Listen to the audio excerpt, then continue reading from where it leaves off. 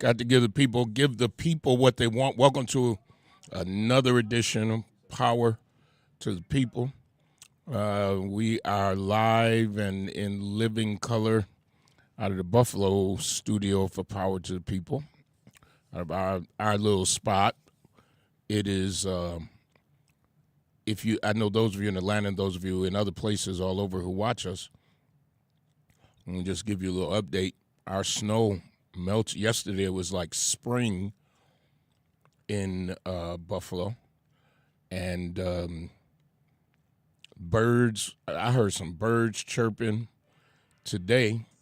It is still not bad outside, just no sun. And those of you in Atlanta, you know what's up. Right now in Atlanta it's 49 degrees. It'll be a high of 52, but sun. Saturday high 61 and sun. And then y'all get back to the Atlanta. We get back to that Atlanta weather, 70, 71. I ain't even mad. I'm not even mad. I can't get that way until after Christmas. So I'm hoping that Atlanta will hold out and stay warm for us. But today is all right. It's just windy. So Christmas on the way. How about I didn't even realize we 6 days away? Mm-mm. Like after today, 5 days. Really 4 shopping days. Yeah. And you want to know what I bought? Not a doggone thing. Nada. No, not one. Give me a little more ear. Yes, sir. No, not one. I haven't been to the mall or on Amazon. Haven't bought my grandbaby a ball. So I'm not, people talk about not being, I'm in the Christmas spirit because of Christ. I'm not in the shopping spirit. There's a difference. There's a big difference. Not in the shopping spirit. So years ago, I changed how I shop anyway. I don't shop for the kids. I send them all the same amount of money. So if you got 3 kids, because I don't buy for my kids, I buy for their kids. Right. You got 3 kids, whatever it is for one kid, I cash out and say, put my name on a gift. And then when we get together on Christmas, then then they come and say, oh, Papa, thank you for the gift. And that's when I'm like, what did Papa buy you this year? I wonder what I'd be talked about, but I wonder if my children's mother would subscribe to that belief. Like, let me just, since you do such a great job, and I hope maybe she sees this one day, you do such a great job with the holiday. If I just contribute, just put me something aside. Yes. And write my name on it. I mean, it's the same difference. Yes. Especially, your children are in a different city. Yes. And so she's going to know more what they need and what they want. Yep. And so I think the majority, in my experience, my kids didn't care that I didn't go buy their kids something. Right. It helped them. It gave them a break. Yeah. So I think anything you do, and Christmas isn't my holiday anymore because I don't have the little kids in the house. Now I could reach out and tell my granddaughter to bring the baby over and wait, but they got their own family. So Yeah. So I'm going to get up on Christmas morning. Woe is me. I'm going to look at the ceiling. No, I won't. Honestly, I get up just like I had kids. Still do some of the same traditions. I get up, I make a full breakfast, and I look forward to seeing the family later in the afternoon. I'm thankful I don't have to get up at 5 in the morning because little feet are pitter-pattering around. Oh, man. Wait, what time is breakfast? Well, what time is breakfast? So I know what time to pull by for a plate. Whenever I get up. But yeah, I think we do our FaceTime. Well, now that they're teenagers, they don't like to wake up at all. Mm-hmm. The FaceTime used to be 6 a.m. Now I think it's somewhere like I think last year I had to call them like, hey, are y'all up? Yeah. Are we doing this? As they get older, yeah, the traditions I put out, Santa put out lights every year. Yeah. So when they go to bed, Santa strung lights from their bedroom, outside their bedroom door, all the way down to the tree. Aw. All the way. And all of my children have had that experience of having lights when they wake up. Ah! Now, I'm going to say this. And Santa don't buy expensive gifts in my house. I buy the expensive. Oh, absolutely. Santa buys. He does the stocking stuffers. Santa does stocking stuffers. Yeah. And that was an agreement Santa and I had. Yeah. In other houses, Santa buys the big stuff. And in my house, I told Santa, I got the big stuff, and you bring this stuff. Okay, so much to talk about. We're going to be talking about schools today, but here is a little development I wanted to share. Okay, I'm going to try to walk into this gingerly. So remember those little white things that was in the street? Yes. An organization here put them there for, bikes and for better pedestrian safety. Mm-hmm. They're up. They're gone. Up But- and going. Don't be surprised if you see them back in the conversation. Now, the reason don't be surprised, because some of you who listen to this show may not be paying attention to the new appointments and the new administration going into City Hall. The guy who was the head until January 1st of Go Bike is now going to be the parking commissioner of the city of Buffalo. And I think I screenshotted comments from Go Bike. And so I just want to, I like to work with people. And when people get appointed to someplace, hey, folks, you got to work with them. But I want to work with him early because he's going to be doing parking.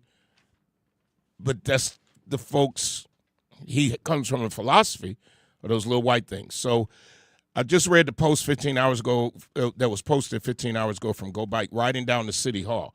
In a major moment for Go Bike, we're sending our founder and executive director, Justin Booth, off to the Sean Ryan administration to continue efforts to make our city more accessible and safe for people walking, biking, using wheelchairs, riding transit, and driving as the parking commissioner. Justin will remain with us through mid-January before Go Bike enters into a transition period with more announcements to come. Please, blah, blah, blah, blah. So, let's say this early. Justin, don't put those little white things all over the place and don't talk to the people in the neighborhood. Now, You'll be in the city now. So there's a different set of standards that you're going to have to just talk to the people. One of our favorite listeners, Janetta, who is in a wheelchair. Janetta said I'm coming over for breakfast. Who is in a wheelchair. It's people like her and others that you got to work with to know what the needs are for community. So I'm just starting out as a friendly saying, please, sir, work with the community, all the community. Work with all the community. What Katrina say? Didn't your parking commissioner do that? I didn't have one, but yes, they did do it, and I was against that too, Katrina. When I think she's talking about when they did it over in North Buffalo, the white things. Yeah, that still wasn't the previous. Yeah, that's the same person, but not the parking commissioner. Didn't. Right. Yes. Exactly. Right. So I was against them there. And I'm not against, I want to be clear because I don't think I have all the answers. I don't think anybody has all the answers. And that's why I think it's so important to work together, because what might seem really as a brilliant idea to one person, somebody else may be able to give you some feedback to help you make a better idea. Janetta says those white things will not help with wheelchairs. India said, if you hire Justin, there still may be hope for me. Y'all clowning on this show today. They ready today. They ready today. Ready today. They are ready. They are ready today, India. I mean, go ahead, Mark. I was going to say, India, just tell them what job you apply for. You know, there was Hey. they said there was 130 openings, so reach out and find out what you apply for. Now, I wish they had. You know what job I would have wanted. What is my pet peeve? Do you remember? I hate when people challenge me. Which pet peeve? Pet peeve are we talking about? My pet peeve of littering. Oh, campaign lawn signs. I want lawn signs and everything else. I want the job of the litter police because I want to catch these peoples out here because there's a reward if you turn in somebody who is dumping trash. Yes. Yep. And you turn them in. Yep. When I was council president, I raised that award to like $1,500 or something. $2,200 for $2,200. $2,200 if the person is found and convicted. Folks, you get you 10 fines. That's $20,000. Yep. It ain't posted, so I didn't apply. Well, I mean, I want to be the litter police. I want sirens. I want to be able. Oh yeah. You call me whatever you want to. I want to be able to pull over people. Throw that McDonald's bag out.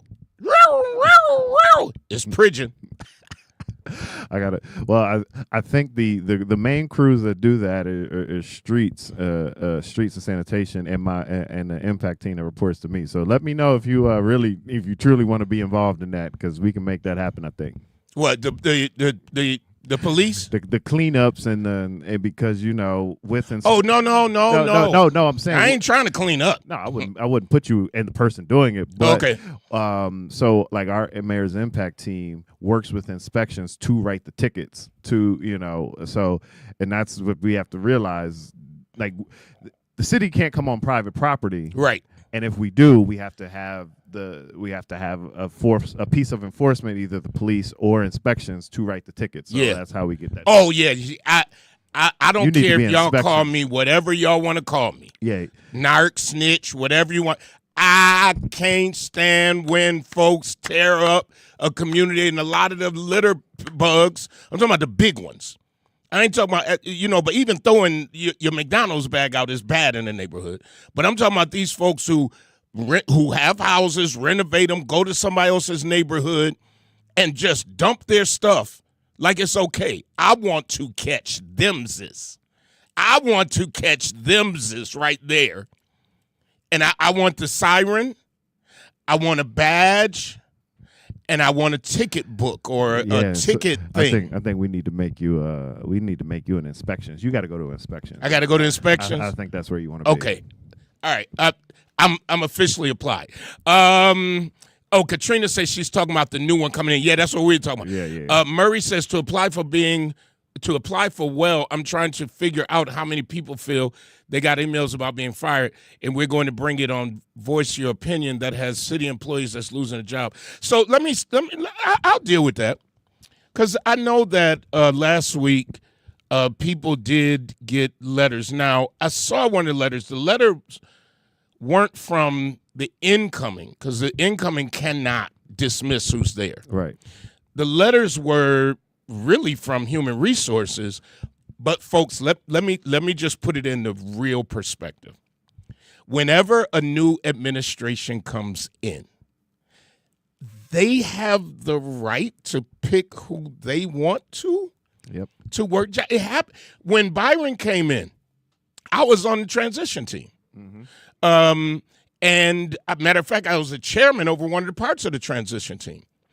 And we considered people who were there, but that's politics. That's how this whole thing goes. And because I just did this in history class, do you know that practice started in New York State? Really?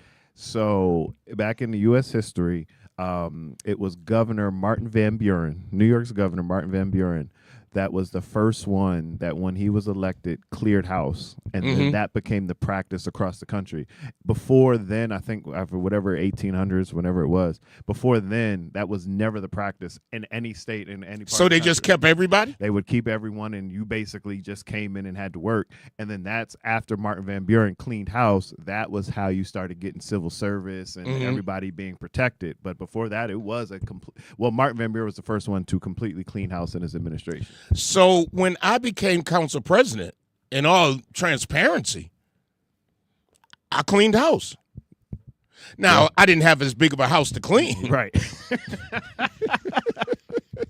I had about 10 people to clean. That's it.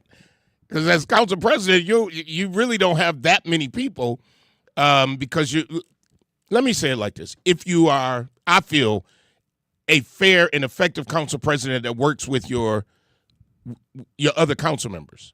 So for me, because I was voted in unanimously every time, I didn't have a boogeyman.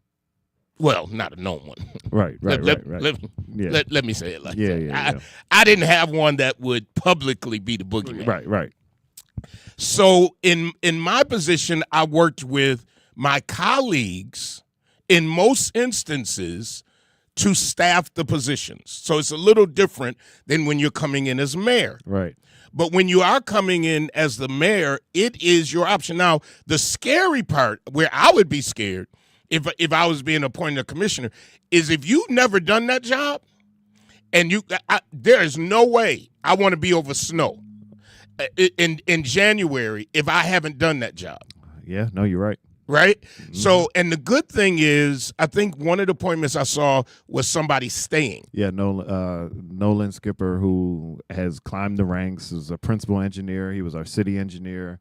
He has agreed to stay on, and he was offered and agreed to stay on as the Public Works Commissioner. So Nolan is going, because that's one of the things we got to worry about in Buffalo. Atlanta, y'all ain't got to worry about that because in Atlanta, we only get snow. Shucks, we got one time last year. It shut down. I was going to say they get a dusting and it shut down. We shut down in Atlanta. So at the end of the day, Nolan is staying. He's knowledgeable. I think that was a great move on the Ryan administration. Murray says, and I'm going to address it because when you say so, when India said she was going to clean house, everyone had a problem with it, but now we don't have a problem. Well, let me. Bro Murray, let me correct you, because everyone means everyone.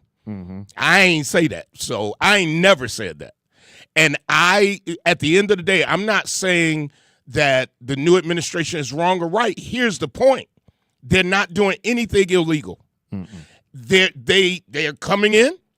This is how it works. Come on, let's be honest. You take care of people who then took care of you, and they say, listen, I got this skill set. I want to work, because in the beginning, you don't know who's who if you ain't been around them. So you don't know who might sink your ship from the back. Yep. So so whatever everybody said about India, that's definitely not true, bro, Murray. You know I love you, but no, that ain't what everybody said, because some of us have been involved in politics long enough to know. India is, it's a day-to-day. If you want to see these comments, go to Power to the People radio show, and you can see these. I love it. I love the back and forth.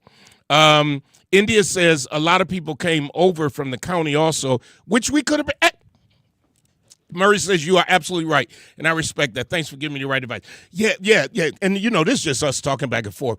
But, yeah, they came over from the county. Yeah. The same way. I'm just going to say it because folk don't want to say it.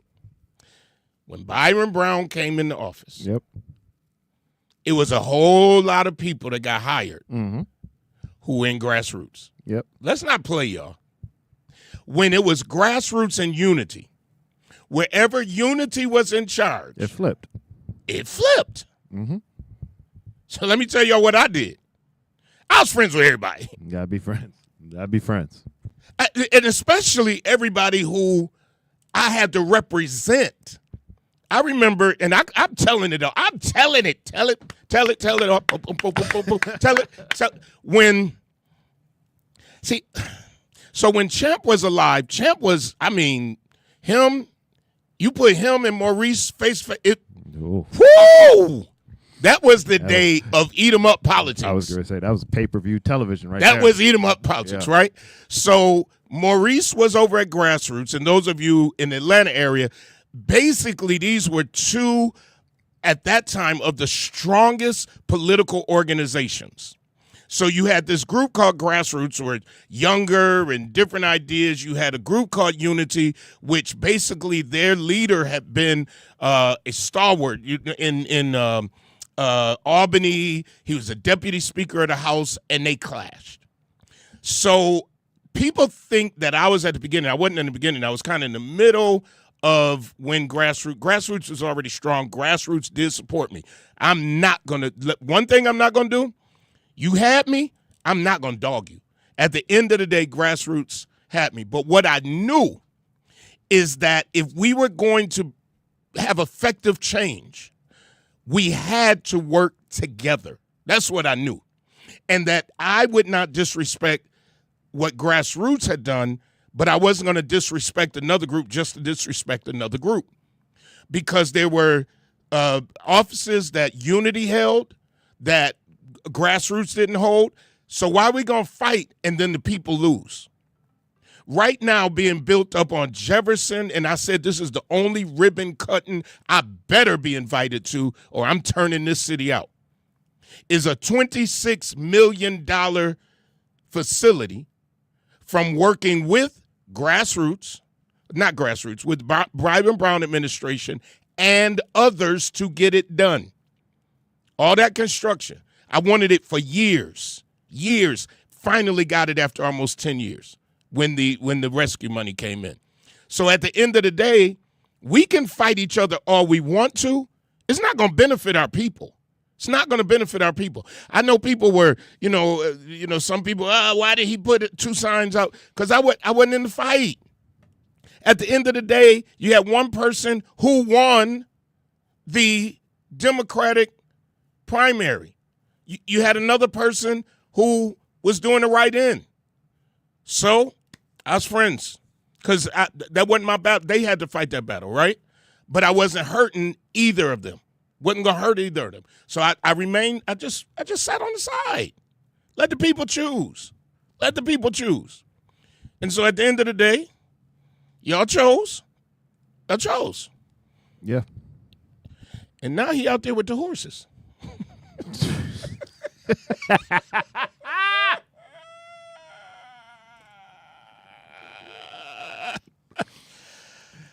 Whew. Woo! Oh, I'm enjoying this. Oh, so boy. we got to. Oh shucks, time is going. I ain't paying no bills. We're gonna talk about these school closings, but I have to talk about these local issues because at the end of the day, folks, even in federal government, I think if I was in the federal government, as much as I don't agree with everything Democratic Party does. No. I really don't. No.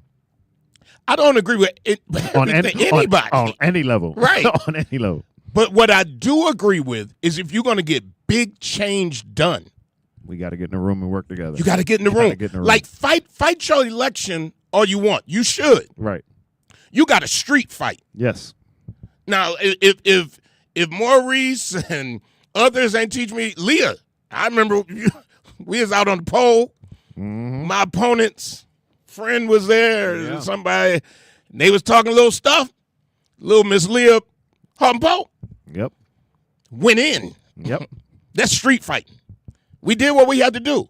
But when it was over. And it sent you to the next place. Like, we got this. You go on. Yeah, that's what I said. Yep. You go over to, matter of fact, y'all sent me, I think, to Mikowski. I'll never forget it. Going over to Mikowski. Mm-hmm. Because at the end, but when the election is done. We work together. If you don't work with the person who is in there, then that's your problem. What, you going to spend 4 years? Mad, attacking them? They got the votes at the end of the day. Now, with the race to watch right now, and then we'll pay the bills. The race to watch right now is a race you can't vote for. It's called the council president. Yeah. That's the race to watch Because at the end of the day, you got a mayor, but you got a council president. So you got executive branch and you got the legislative branch. So this is gonna be juicy. And I guess, like you said, to kind of, I always like we always try to do, paint the big picture. So if we take it to a DC level, we got the president elected, but now you're talking like Speaker of the House. Yeah. And so if you don't have a balance of power and it becomes a friendly speaker or council president, now you have no balance, and it's just, oh, this is what you want to do? This is what we're going to do. Well, one of my colleagues called me and said, everybody felt that you were fair, and I appreciate that. They felt that was fair. Now, let me say this publicly, because I can tell it all, boom, boom, boom, boom, boom, boom, boom, tell it all. What I wear is really not what I was wearing. Let me tell you what I mean, and then we'll pay the commercial.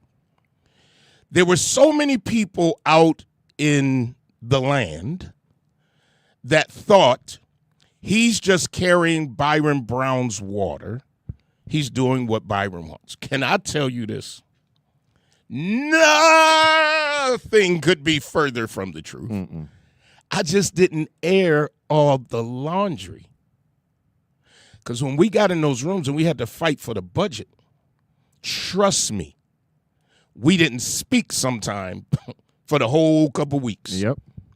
We got in and there were words thrown across. And I got a portion of what I wanted for my colleagues. Yep.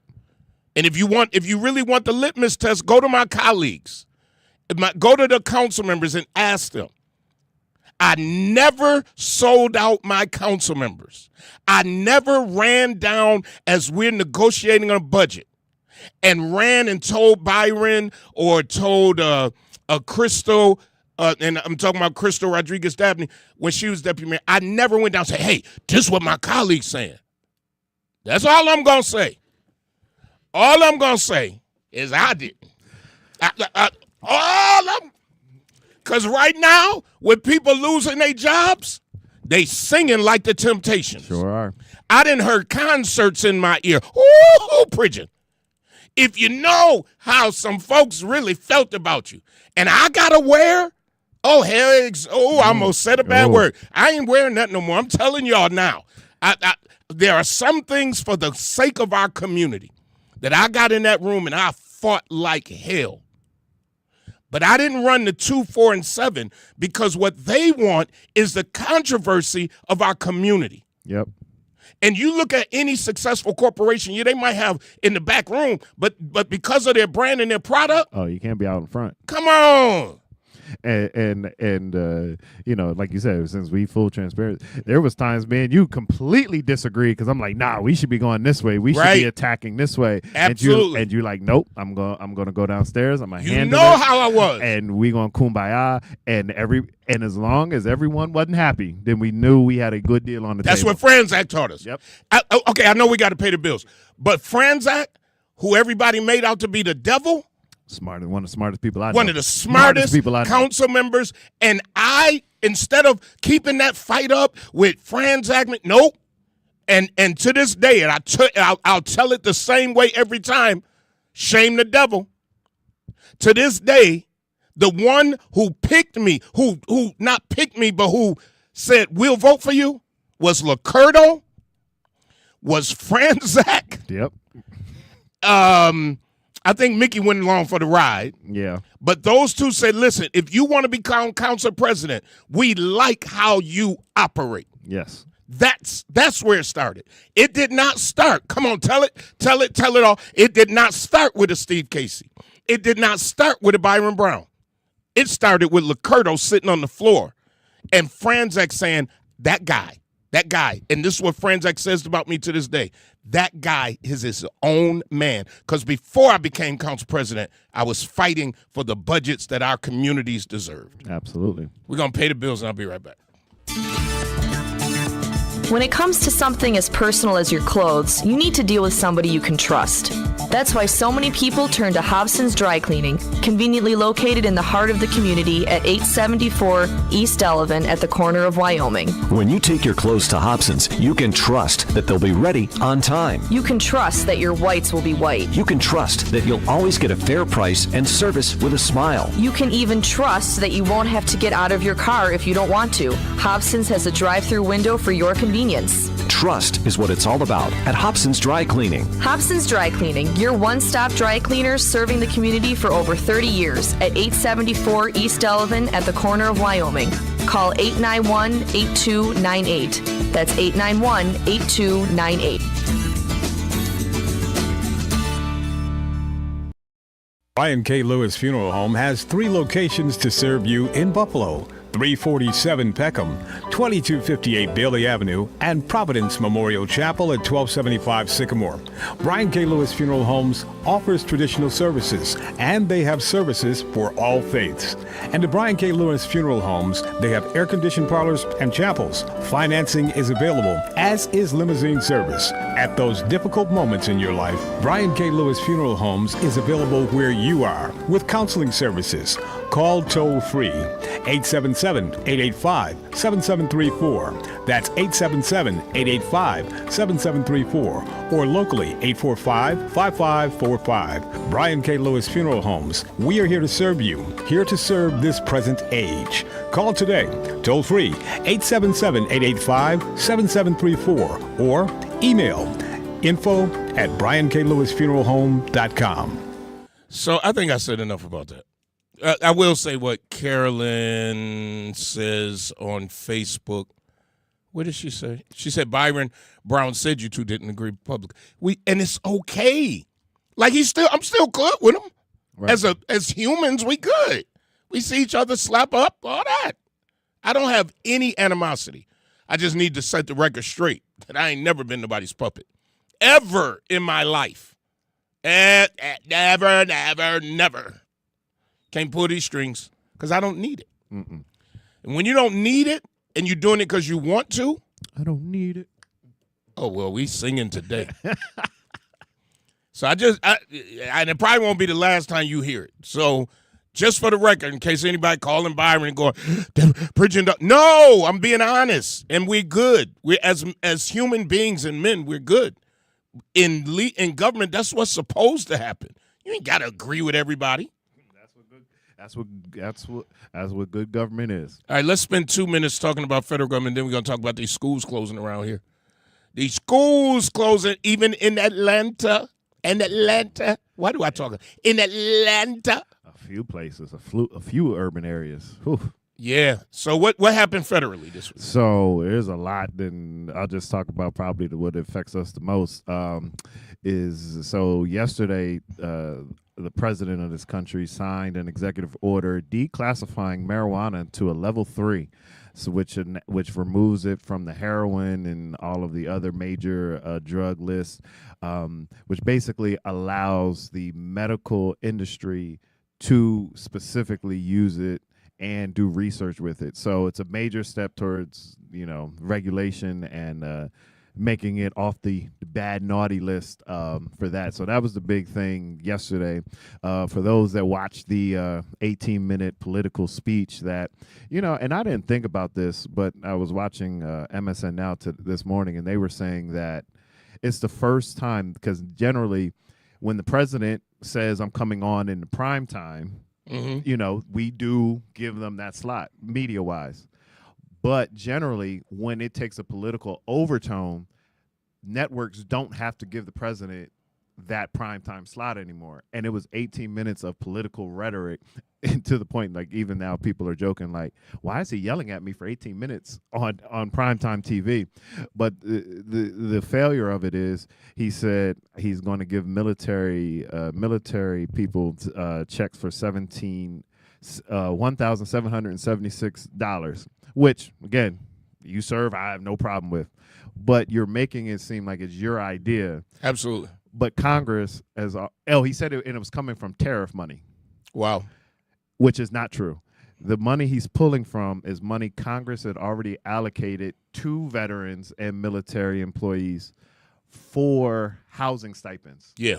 But now he's trying to take credit, like, oh, this check is in the mail. I'm giving it to you. I'm giving it to you. So yeah, I knew that would be 18 minutes or a half hour of my life I couldn't get back. Yeah. So I did something like cut my toenails. I don't know. Cutting my toenails was more important to me than watching the leader of the so-called free world. Yeah.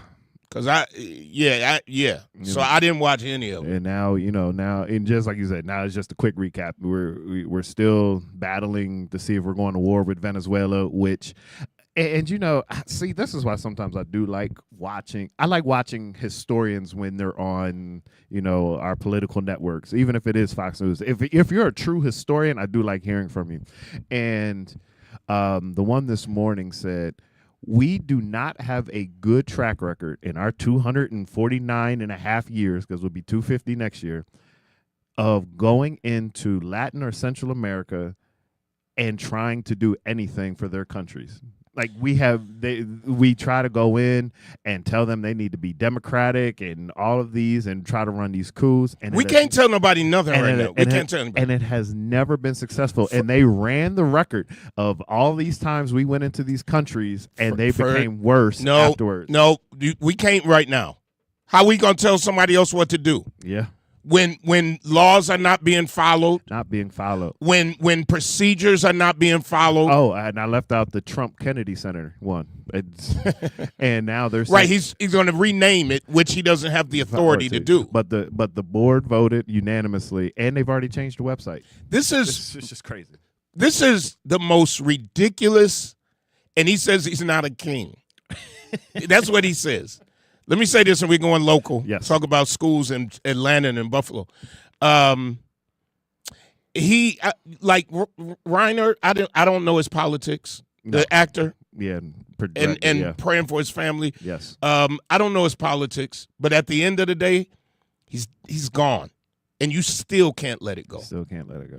And when we talk about the example, like before, you wanted your children to see the president. Yes. Let's study the president. It was an honor. It was an honor. Let's study Barack. Let's study Reagan. Whoever it was, right? Yes. Yep.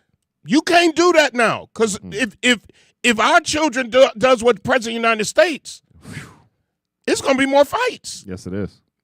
Yes, it is. And made the victims of the shooter on Brown, he unalived himself.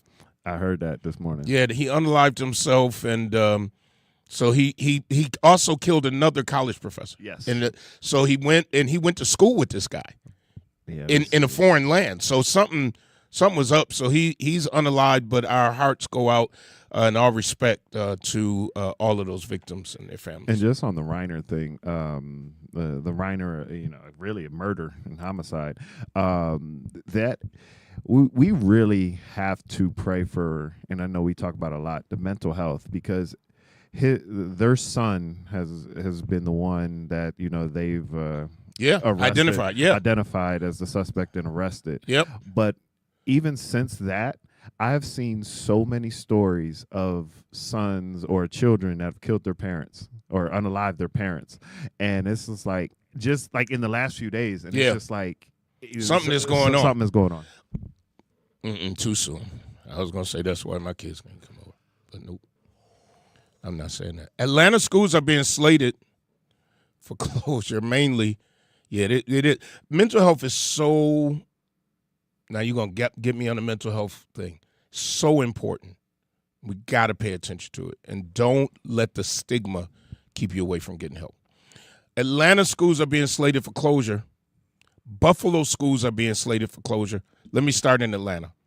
Atlanta schools are being slated for closure mainly because enrollment has fallen, buildings are underused and aging, and the district is facing a large budget shortfall. It says that it can't ignore. APS built declining enrollment and too many empty seats.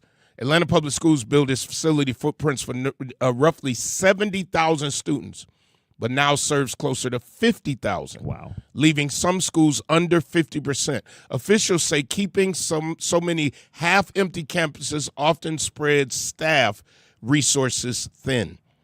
They have budget shortfalls, and the Atlanta Public Schools Forward 2040 plan responds to a projected budget shortfall of more than $500 million over 5 years. Wow. So they're looking at closing. Let me get to Buffalo, New York. Buffalo is seeing some of the same forces as Atlanta.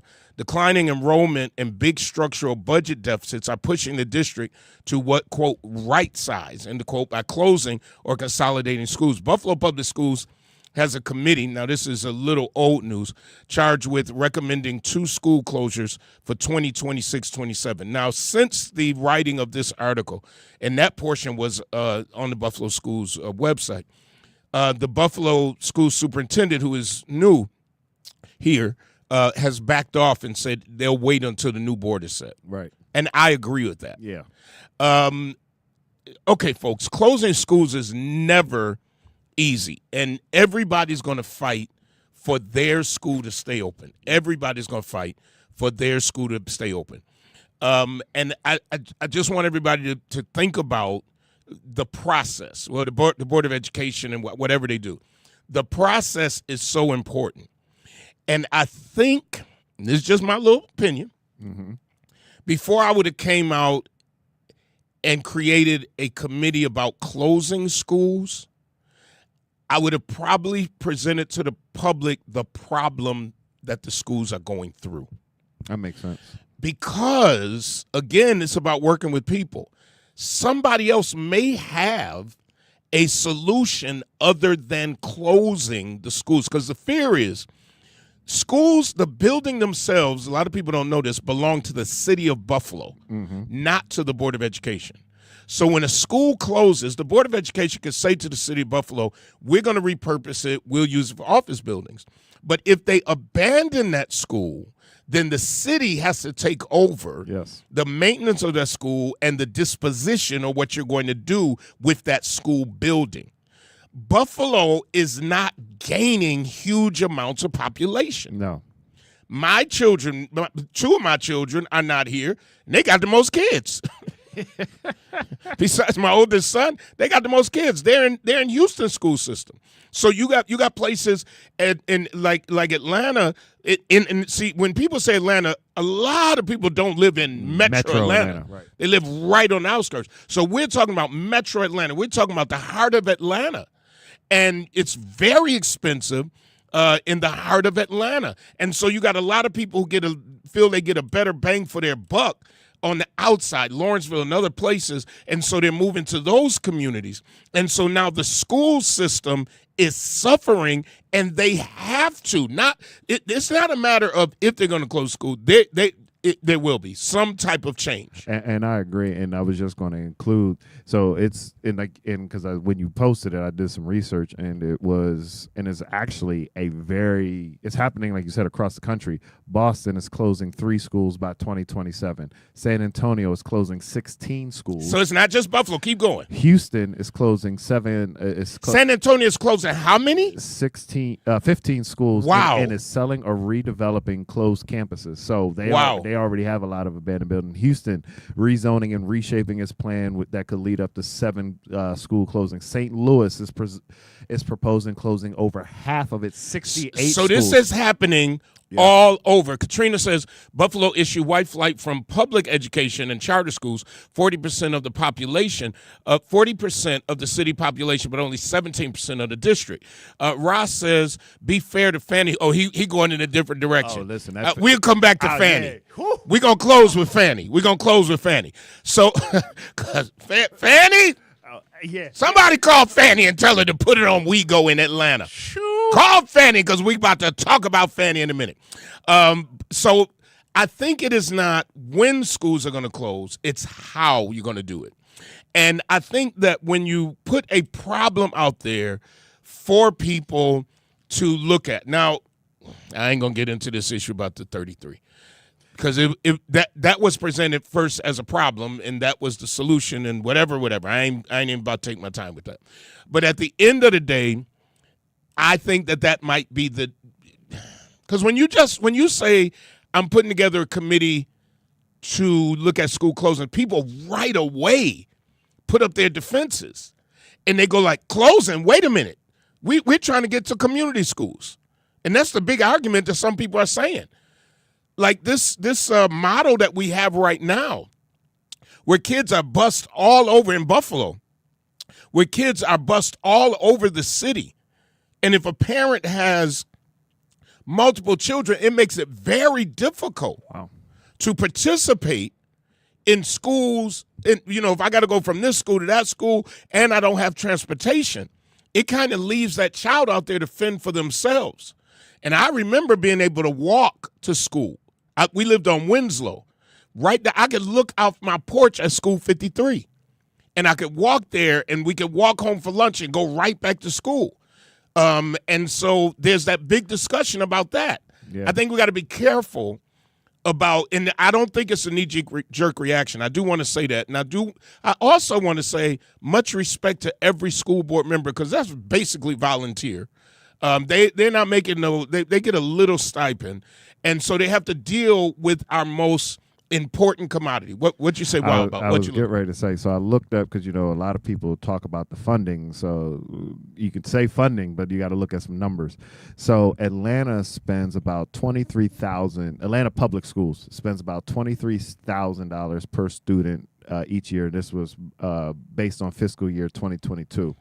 Buffalo is for elementary around 20,000, but can get up to 28,000 by the time of high school. And then it says the big takeaway, where did that go? The big takeaway is both Atlanta and Buffalo spend well above the U.S. average per student. Wow. But Buffalo spending is generally higher, or at least comparable to Atlanta. So we spend more on our students than Atlanta does. Carolyn Jameson says, I sat on the school closing committee, which I know she did. And matter of fact, I complimented her. Because one night of the meeting, they were going in, and that's how that's why it's about the how, not just the what. It's the how, and I thought that Carolyn Jameson handled that situation with grace. She didn't let her emotions overtake. She spoke directly, so that's why I say I have respect for everybody who is on the committee and everybody who has to make these decisions. I don't have little children anymore, but I definitely got grandchildren who maybe, and I got members, and it's a community. Yeah, so we all still need to be concerned about what's happening, and whether, does there need to be a higher discussion of do we need to go back to community schools? Do we need to have some form of community schools? I'm not even pretending that I have the answer to that.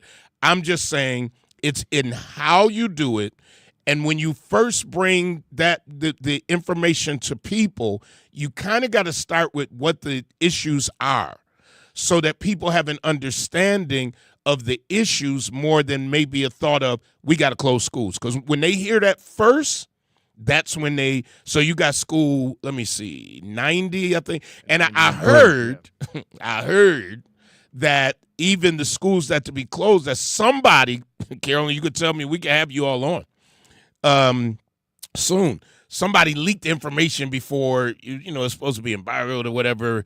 And so then you had the information leak out there, and it just turned into a little mess.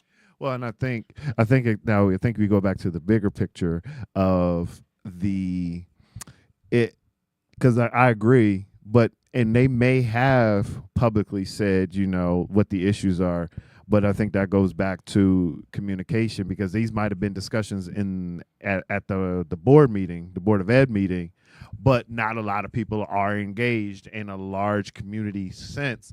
So the first time the larger sense is hearing it is when the announcement is made about a committee, but they might have been discussing it at school board meetings for months, and none of us know. I totally agree with you, because most times people do not pay attention to government until there's a crisis. Absolutely. Or a perceived crisis. Yeah. And at the end of the day, I agree that if we don't have the enrollment and we've got all of these buildings open, something has to happen. I just don't know what has to happen. But I think that you're totally right, that in the end, this may have been a big discussion, but let's be honest. Who watches the Buffalo School Board? Not I. I tried. I really did. But at first they were at Waterfront and the sound was jacked up, and it was just like just how I felt when I was on the board. My mind would turn to jello. It would just be I just that's the one elected office. I was like, I gotta go. I can't do this. So at the end of the day, that's why I respect those who are working with our children, whether we agree or not. That's not the point. I respect you. India says, so India is a nurse, by the way. Parents with no transportation couldn't even pick their children up when they were sick when I was a nurse. That's why I think, and I know Bishop Badger and others have been pushing this discussion of community schools, and I think that they should keep their foot on the gas to see if that's even something that could happen. Our communities are a lot different than when we went to magnet schools. Our communities were greatly segregated. They're still segregated, but there's a different mix in our communities now. And I think we really need to spend some money on really looking at this and seeing what is best for students. Well, we got to do it quick because our students need it. All right, so we solved that problem without solving that problem. Fannie Willis, good old Atlanta. Fannie. Did you see what she walked into the courtroom, or not the courtroom, the hearing room? Yes. I said, if you don't know Fannie Willis, Fannie is the district attorney? Yeah, Fulton County District Attorney. When you just put in FAN and Fannie Willis comes up. Hold on. Now, she was before the Georgia State Committee, that cut her mic off during her testimony. Because you can say what you want to about Miss Fannie. Miss Fannie came in there looking like she was America's top next model. Oh, I'm trying to get it. I know. Go ahead. You see me now? Go ahead. Miss Fannie had on beige or white, summer white. I ain't never seen a prosecutor walk in with summer white on for a hearing. You walk in with blue, you walk in with black, but it was almost like she was doing a Marjorie Taylor type of thing. Like y'all had Marjorie, she gone, here I am, because she was dressed kind of like Marjorie Taylor. And she walked in that hearing. Let me see what Ross said about it. Ross said, oh, Lord, we got so many people online today. Ross said, be fair to Fannie Willis in Atlanta, not backing down to prosecutors. She clapped back, not bowing down. I'm going to say this.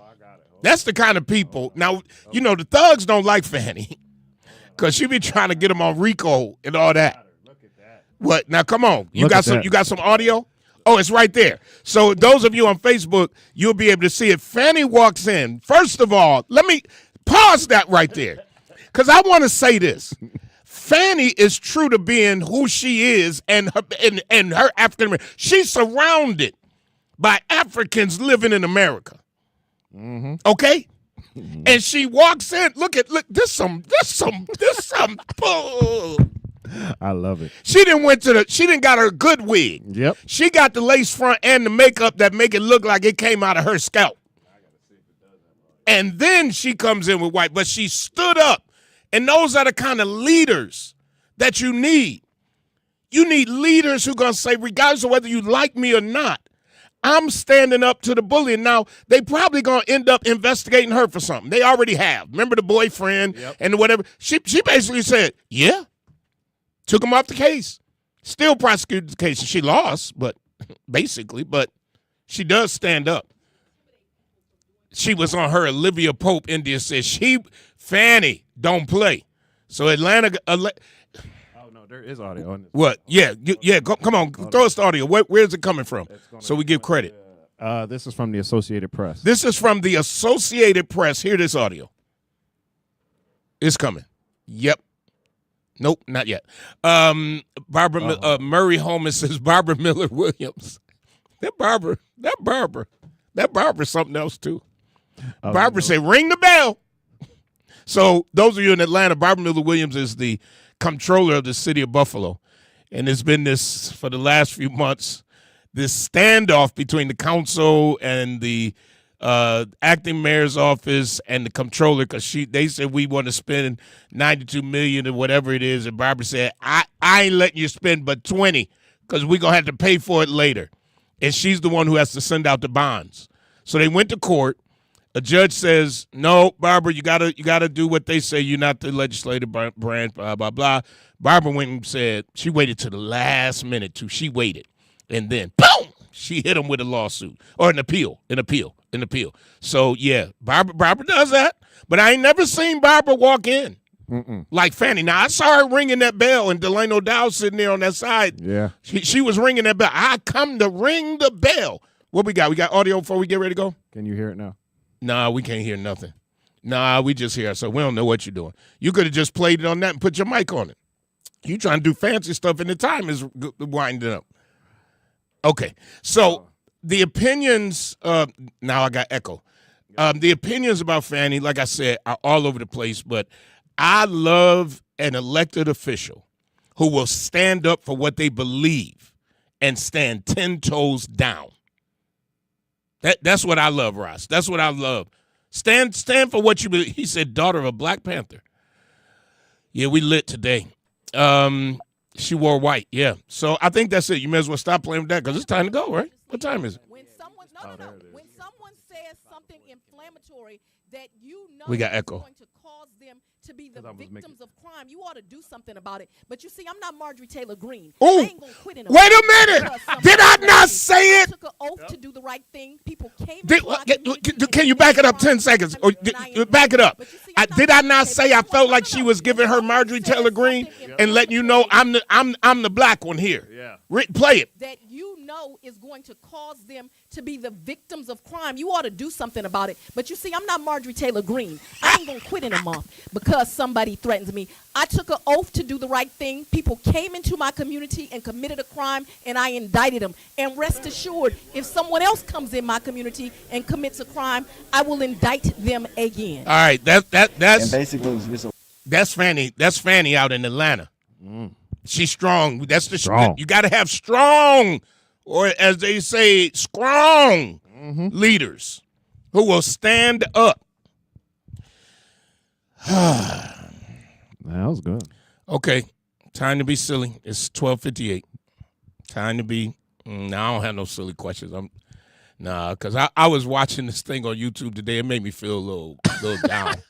Not down. A little bit, but I know it ain't me. But it was like life after 60. Oh boy. When you are alone, and it was like they had an old man on and sitting around reading a book saying life after 60 and playing with cats. Oh, that was just like the reel I saw it. It was like when you men when they turn 40 and they just sit in a chair and start making a bunch of random noises. Yeah, like I don't look like that, but it made me feel like, am I gonna start buying cats? Am I gonna be the cat man sooner or later? I think you heard it first. I think I'm gonna have to. ... Oh boy. I think I'm gonna. That thing shook me a little bit. ... Oh. I'm leaving it right there. Have yourself a merry little Christmas. Stay alert. We trying to figure out what we're gonna do for next Friday for the Christmas show. So stay tuned. We'll put something out. And I ain't done no shopping, so we better do it at night or early in the morning. All right, y'all. Until next week. Power to the people.